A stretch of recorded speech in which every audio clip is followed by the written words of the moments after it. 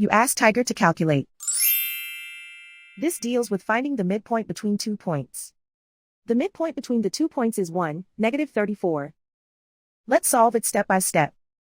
Plot the 2 points and calculate the midpoint using the formula. The coordinates of point 1 are, x1 equals 4, y1 equals 6. The coordinates of point 2 are, x2 equals -2, y2 equals -74. PM represents the midpoint of the 2 points.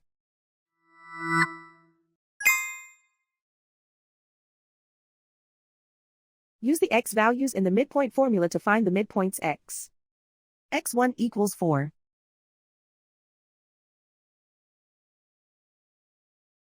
x2 equals -2. Simplify the arithmetic.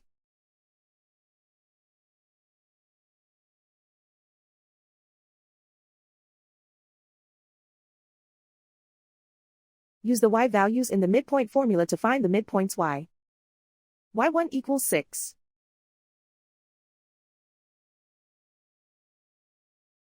y2 equals -74. Simplify the arithmetic.